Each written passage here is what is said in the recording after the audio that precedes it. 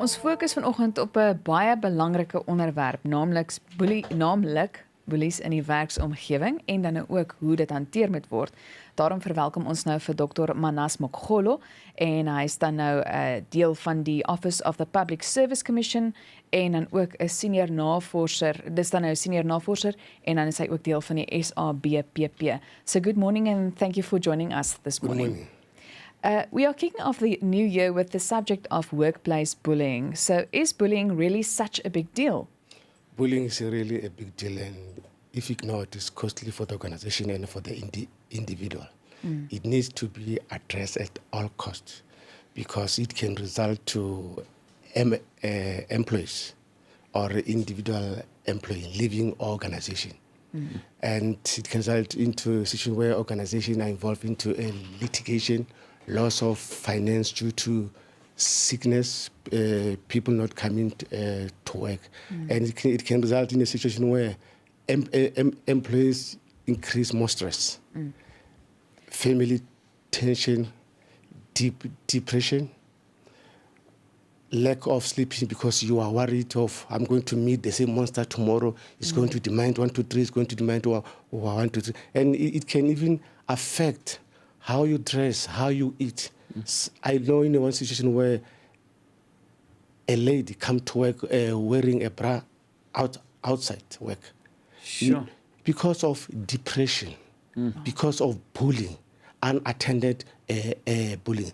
There's a situation where a man just drive off the street because of the man is tired. He has reached a reptile stage. A reptile stage is a cold stage. The term reptile is from a crocodile skin. It is very cold. So once you reach that stage, there's nothing positive you think about. So adult bullying is rife the whole world. And in South Africa, it's worse. And it needs serious attention. So in other words, also a major influence on productivity. Yes. It can decrease staff morale. Once your morale is decreased, there's no way you're going to be productive, perform well at work, relate well with others. How would you define workplace bullying? It should be noted that currently in South Africa, there's no shared definition of bullying. That makes a challenge to most organizations. And there's no shared, forms and behavior. So from my experience, and the research I did, I define bullying as any deliberate and undeliberate, repeated and persistent forms,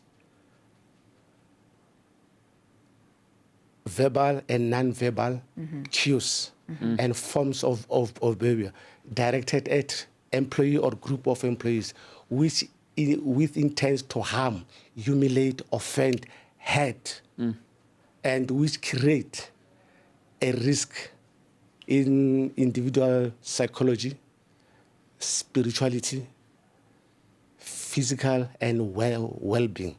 Once your well-being is impaired, you are not happy. You don't even enjoy yourself. You don't even know who you are. Sometimes you just go to work for the sake of going to work, and that is costly for the organization. That's how I define bullying based on South African status quo. Is it the ratio between men bullying women, women bullying women? How's that balance? Is it still more males bullying women? Well, as years goes by, based on the experience, one can say it's 50-50. So it's still 50-50? It's 50-50. Women bull women, men bull women, women bull men. And bullying take place horizontal and vertical. Subordinate can bully superior. Superior can bully subordinate. But in most of the instances, it's superior who bully the subordinate. Yes, so that was one of my questions. It makes it very difficult when your manager bullies you, or you've got a CEO that's a real bully, and it's just destroying people's confidence because you don't know how to handle it. Because now you must take on the boss. How must you handle that? The problem with South African organizations today, they confuse bullying with harassment. Bullying is not harassment. Harassment can lead to bullying. Harassment is legislated. It's regulated. I mean, based on your race, sexual orientation, you mentioned that. However, a bullying, like I said, repeated, persistent, and harassment can be repeated, but it can be a once-off.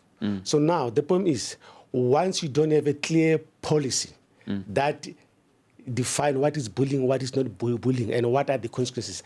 That is the problem facing South Africa today, because now they address bullying as harassment. They intertwine the two, which make it very difficult to deal with a CEO who's bullying everyone.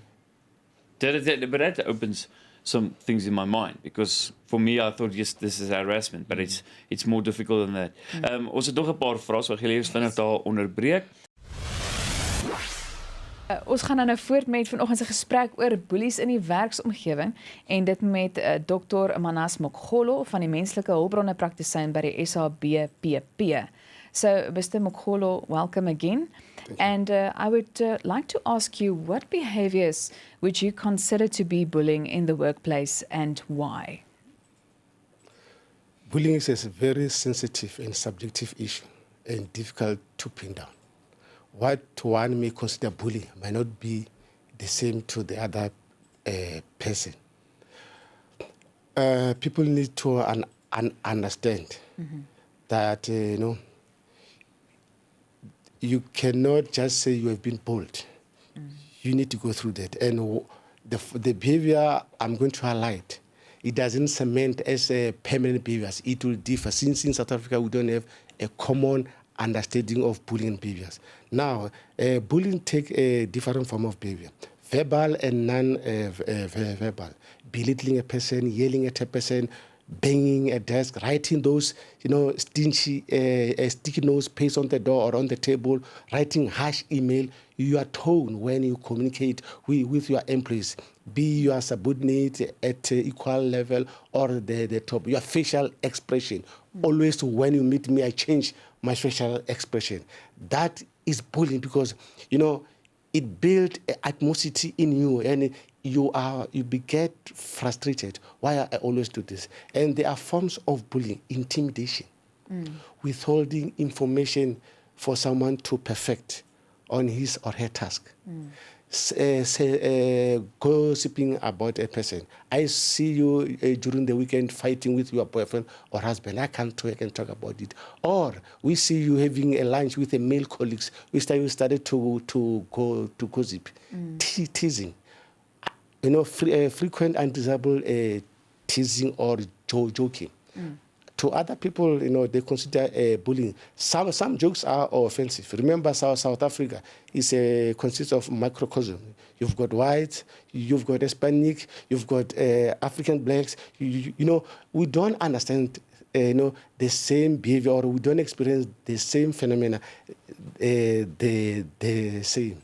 Now, denial of leave days. You want to take leave, they don't approve. You want to go to training, they don't approve. Or if they approve late.